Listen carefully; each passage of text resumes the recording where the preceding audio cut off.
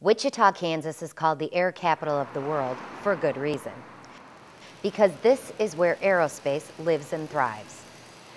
On the shop floor, along the city streets, and in the hearts of the people who call this city home. I like the kid that, it's like, you know, the aluminum dust gets into your veins. All these companies started here in Wichita, and this fueled all these great union middle-class jobs with great benefits. My grandmother was a Rosie the Riveter, made bombers during the war. My dad worked out at Boeing.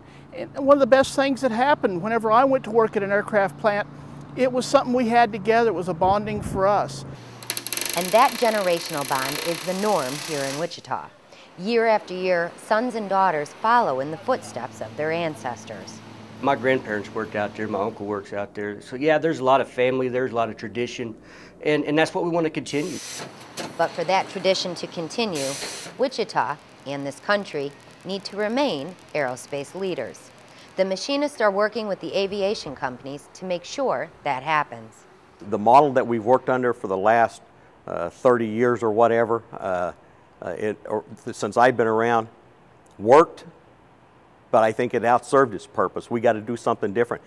That's the journey the machinists began a year ago, when they partnered with Spirit Aerosystems and changed the definition of the employer-employee relationship.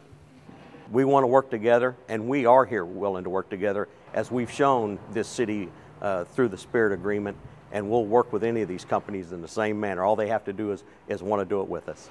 And if they do partner, both sides and future generations benefit from the jobs staying in Kansas, something all machinists want to see. They want job security. They haven't seen it.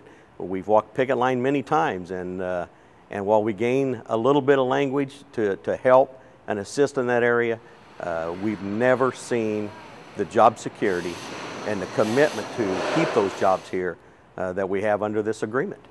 Today, members are seeing the results firsthand. It seems like union and the managers are kind of on the same page. It's not like, I'm union, you're going to do what I say. It's not, I'm management, I don't care what the union says. It's kind of, all right, you know, you say this, I say this, kind of meet in the middle. It seems like a good communication between the two. Communication that is putting a stop to some of the outsourcing. According to Rooney, at Spirit, if a job leaves, it's only to bring in a larger job. And that's good news to people like Bob Wood, who would do anything to stop this practice. We're selling our lifeblood when we do that, because we are the world leader, and we need to be the ones to keep the lead. And the machinists want to be the ones on the ground making that happen, giving the men and women of labor a chance at the middle class with a union card. Look how aircraft outweighs a lot of the other jobs around now. For some reason, that union seems to make your job a little bit better. Just down the street at Hawker Beechcraft, IAM members included some of the same partnership language while at the bargaining table, because they see this new model could change everything. Spirit's a perfect example on how that's working. It's really the only industry right now that's bringing people back in large numbers. We're working on the same thing, and we're looking at trying to get that type of deal at Hawker Beach. I know Bombardier and Cessna would love the same atmosphere out there. Because to the machinists at Spirit or Hawker, Learjet or Cessna, the bottom line is simple. They are proud of the work they do and the product they produce. And that's what makes Wichita the air capital of the world. We haven't lost this industry yet. This industry is still the home here. None of these companies have left. Not one of them have left. And we can certainly keep them here. But this is the last great American industry. Aerospace, we are the world leaders. Let's not sell that out.